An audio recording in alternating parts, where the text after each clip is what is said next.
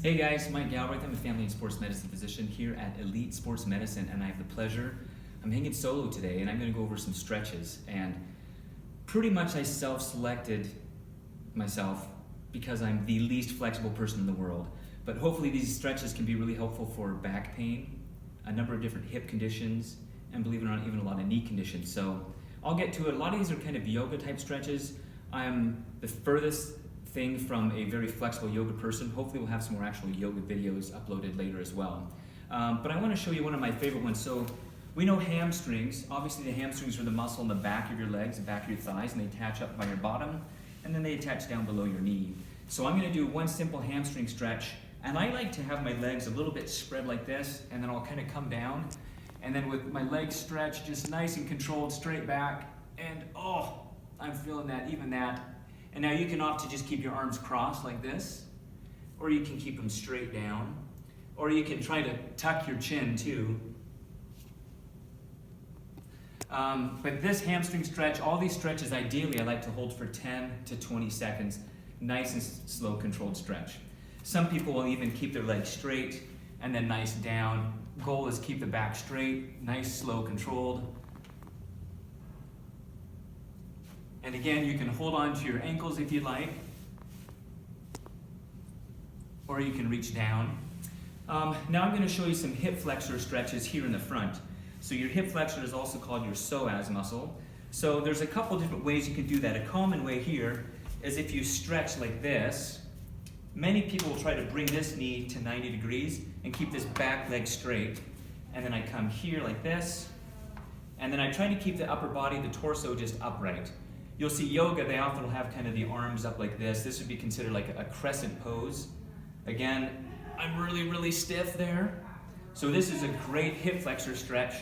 One that's a little maybe less aggressive. I'll come down, I'm gonna actually kneel for a second, and I will kneel here, and then I'll have this leg still bent 90 degrees. Now my upper body's nice and tight, and I just wanna be nice and tight, and I stand nice and tall, and I'm really stretching the front part of my hip flexor there. If you want, you can almost push a little bit there, and you hold it. Nice big stretch right in the very front part of your hip. So a modification to that, they'll call this a warrior pose in yoga. So notice I have my feet facing, poor balance, feet facing this direction. I'm gonna take that back foot, and I'm gonna turn it 90 degrees, and I'm gonna try to rotate my pelvis, and now I'm gonna face this direction.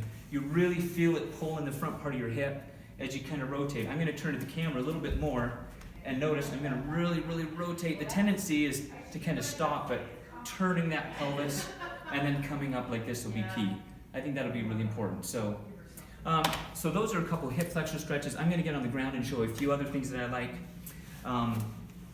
If you wanna do a stretch in the back of your hip, the piriformis type stretch, sometimes you can just pull this knee straight to your chest and then across to the other shoulder like this, and you're really stretching that, and you can hold again like all these stretches, nice, slow, controlled, 10 to 20 seconds is perfect. If you want to be more aggressive, then what they call a pigeon pose in yoga, and I'll bring this one, this is my tight side, much more tight, and so the tendency, you tend to kind of turn into it or turn away from the pain, but really you want to lean into that and you'll feel this side really gets stretched. And so you want to, again, look kind of straight ahead as you're doing that. So I'll maybe do two more stretches here. So one, you can do a hamstring stretch sitting like this as well. Here you can just tuck one leg in and you reach forward. And here, the tendency is kind of do this. You really want to kind of bend and hinge at the waist here. And as you bend and you hinge, you can kind of hold down here. If you can only get to your calf, that's okay. And you can just hold. And again, the goal is 10, 20 seconds, nice, slow, controlled stretch. I can reach to my foot, a little more aggressive there. And then one of my last favorite stretches, this really stretches kind of the inside of your groin or the adductors. So I'll do split leg like this. And it's nice if you can kind of reach forward, if you can hold on to something maybe if you need to. I often like hold on to my coffee table or a couch and or a weight and just hold that, and it's a really good stretch on the back and a really good stretch here. Now in this position, You can also reach down, and it not only does it your hamstrings, you'll feel your hip, and you also feel your low back. And the tendency, again, is you tend to kind of cheat. You really want to be able to rotate and come nice, slow, controlled. Same thing, I'm going to turn and really rotate my pelvis, and then hold here. Oh, see, I can really feel that in my low back. So great stretches coming up there. Okay, I'll stand up here, but anyway, I tell you, so I have some back and hip issues myself and some knee issues, but I found that these are life-saving. These are huge. I try to do these every morning. It keeps me limber, and for a lot of people with back issues, hip issues, and various knee conditions, hip flexibility and this trunk pelvis flexibility is huge. Anyway, so hopefully we'll keep you strong, we'll keep you mobile, keep you flexible, keep you healthy. Have a great day. Thanks, guys.